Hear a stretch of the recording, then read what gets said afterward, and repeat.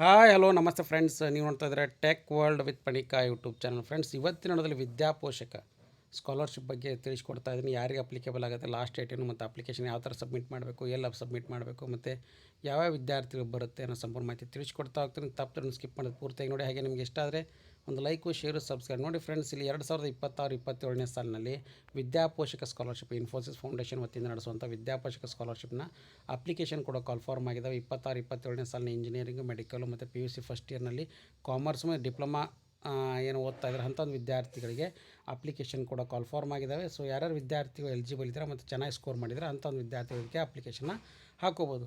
So ಮೊದಲನೇದಾಗಿ Vidyaposhak scholarship ಏನಿದೆಯಲ್ಲ, ಪ್ರತಿ ವರ್ಷವೂ ಕೂಡ ಎಲ್ಲ ವಿದ್ಯಾರ್ಥಿಗಳಿಗೆ ಕೂಡ ಮೆರಿಟ್ ಬೇಸ್ನಲ್ಲಿ ಓದ್ತಾ ಇರ್ತಕ್ಕಂಥ ವಿದ್ಯಾರ್ಥಿಗಳಿಗೆ, ಚೆನ್ನಾಗಿ ರ್ಯಾಂಕ್ ಮತ್ತು ಪರ್ಸೆಂಟೇಜ್ ಪಡ್ಕೊಂಡಂಥ ವಿದ್ಯಾರ್ಥಿ ಮತ್ತು ಬಡ ವಿದ್ಯಾರ್ಥಿಗಳಿಗೆ, ಆರ್ಥಿಕವಾಗಿ ಹಿಂದುಳಿತಕ್ಕಂಥ ವಿದ್ಯಾರ್ಥಿಗಳಿಗೆ ಈ ಸ್ಕಾಲರ್ಶಿಪ್ ಅನುಕೂಲ ಆಗುತ್ತೆ.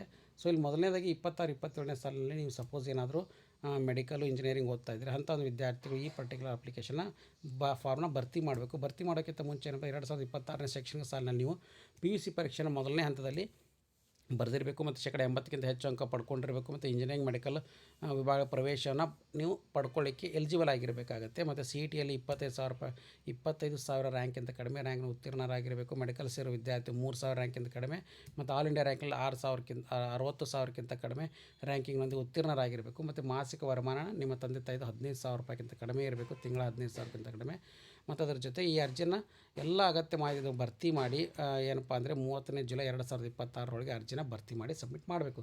ಈ ಅರ್ಜಿ ಭರ್ತಿ ಮಾಡೋಕ್ಕಿಂತ ಮುಂಚೆ ನೀವು ಏನೇನು ಡಾಕ್ಯುಮೆಂಟ್ಸ್ ರೆಡಿ ಇಟ್ಕೋಬೇಕಂದ್ರೆ ನೋಡಿ ಫ್ರೆಂಡ್ಸ್, ಇಲ್ಲಿ ಕ್ಲಿಯರಾಗಿ ಮೆನ್ಷನ್ ಮಾಡಿದ್ದಾರೆ. ಸೊ ನಿಮ್ಮ PUC second year marks card, CET NEET rank sheet, ಮತ್ತು ನಿಮ್ಮ ಎಲೆಕ್ಟ್ರಿಸಿಟಿ ಬಿಲ್ಲು, ನಿಮ್ಮ photo, ration card, income certificate, ಮತ್ತು ಅದರ ಜೊತೆಗೆ ನಿಮ್ಮ ತಂದೆ ತಾಯಿ ಹಾಗೆ ಕುಟುಂಬದವರ ಜೊತೆಗೆ ಭಾವಚಿತ್ರದ ಫೋಟೋ, ಮತ್ತು ನಿಮ್ಮ ಮನೆ ಹೊರಗಿನಿಂದ ಒಳಗಿನಿಂದ ವಿಡಿಯೋ ಮತ್ತು ಧನ ಸಹಾಯ ಕುರಿತು ಒಂದು ರಿಕ್ವೆಸ್ಟ್ ಲೆಟರ್ ಕೂಡ ಬೇಕಾಗುತ್ತೆ.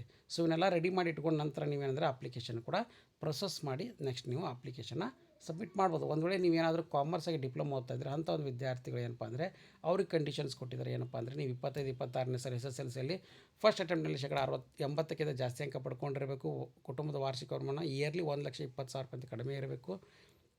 ಮತ್ತು ಅದರ ಜೊತೆಗೆ ಏನಪ್ಪ ಅಂದರೆ ಅಭ್ಯರ್ಥಿ ಪಾಲಕರು ಈ ಕೆಳಗಿನ ಯಾವುದಾದ್ರು ಜಿಲ್ಲೆ ಅಂದರೆ ಧಾರವಾಡ, ಗದಗ, ಬಾಗಲಕೋಟೆ, ವಿಜಯಪುರ, ಬೆಳಗಾವಿ, ದಾವಣಗೆರೆ, ಹಾವೇರಿ, ಶಿಗ್ಗಾಂವ್, ಉತ್ತರ ಕನ್ನಡ, ಕೊಪ್ಪಳ, ಸೊ ಈ ಜಿಲ್ಲೆಯಲ್ಲಿ ನೀವೇನಂದರೆ ನಿಮ್ಮ ತಂದೆ ತಾಯಿ ವಾಸ ಮಾಡ್ತಾ ಇರಬೇಕು. ಮತ್ತು ಅದರ ಜೊತೆಗೆ ಅರ್ಜಿನ 30 ಮೇ 2025 ಕೊಟ್ಟಿದ್ದಾರೆ. ಸೊ ಈಗ ಮತ್ತೆ ಅದು ಎಕ್ಸ್ಟೆಂಡ್ ಆಗಿದೆ. ಸೊ ಈಗ ನೀವೇಂದರೆ 26 ಜುಲೈವರೆಗೂ ಕೂಡ ಸಬ್ಮಿಟ್ ಮಾಡ್ಬೋದು. ಮತ್ತು ಅದರ ಜೊತೆಗೆ SSLC ಅಂಕಪಟ್ಟಿ ಮತ್ತು ಭಾವಚಿತ್ರ ಮತ್ತು ಫೋಟೋ ಮತ್ತು ಇನ್ಕಮ್ ಸರ್ಟಿಫಿಕೇಟು ಮತ್ತು ಅದರ ಜೊತೆಗೆ ನಿಮ್ಮ ಕುಟುಂಬದವ್ರ ಜೊತೆ ಒಂದು ಭಾವಚಿತ್ರ ಫೋಟೋನ ಮತ್ತು ಅದರ ಜೊತೆಗೆ ಮನೆಯಿಂದ ಹೊರಗಿನ ಒಳಗಿನ ವೀಡಿಯೋನು ಕೂಡ ನೀವು ರೆಕಾರ್ಡ್ ಮಾಡ್ಕೊಂಡು ಅದನ್ನು ಕೂಡ ಅಪ್ಲೋಡ್ ಮಾಡಬೇಕಾಗುತ್ತೆ. ಸೊ ಅಂಥ ಒಂದು ವಿದ್ಯಾರ್ಥಿಗಳು ಯಾರ್ಯಾರಿದ್ದಾರೆ, ಸೊ ಎಲ್ಲರೂ ಕೂಡ ಏನಪ್ಪ ಅಂದರೆ ನೀವು ಇಮಿಡಿಯೇಟಾಗಿ ವಿದ್ಯಾಪೋಷಕ ಅರ್ಜಿನೂ ಕೂಡ ಇಲ್ಲಿ ಭರ್ತಿ ಮಾಡಿ ಸಬ್ಮಿಟ್ ಮಾಡಬೇಕಾಗುತ್ತೆ. ಸೊ ಇದನ್ನು ಹಾರ್ಡ್ ಕಾಪಿನೂ ಕೂಡ ಕಳಿಸ್ಬೇಕಾಗುತ್ತೆ.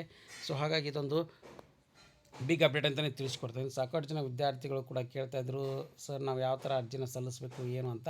ಸೊ ಹಾಗಾಗಿ ಅವರಿಗೆ ತಿಳಿಸ್ಕೊಟ್ಟಿದ್ದೀನಿ ಅಂತ ಭಾವಿಸ್ತಾ ಇದ್ದೀನಿ. ಸೊ ಹಾಗಾಗಿ ಈ ವಿಡಿಯೋ ಮಾಹಿತಿ ಇಷ್ಟ ಅಂತ ಭಾವಿಸ್ತಾ ಇದ್ದೀನಿ. ಈ ಲಿಂಕನ್ನು ಕೂಡ ಡಿಸ್ಕ್ರಿಪ್ಷನ್ ಬಾಕ್ಸಲ್ಲಿ ಹಾಕಿರ್ತೀನಿ. ನಿಮ್ಮ ಫ್ರೆಂಡ್ಸ್ ಕೂಡ ಶೇರ್ ಮಾಡಿ. And finally thanks for watching the video.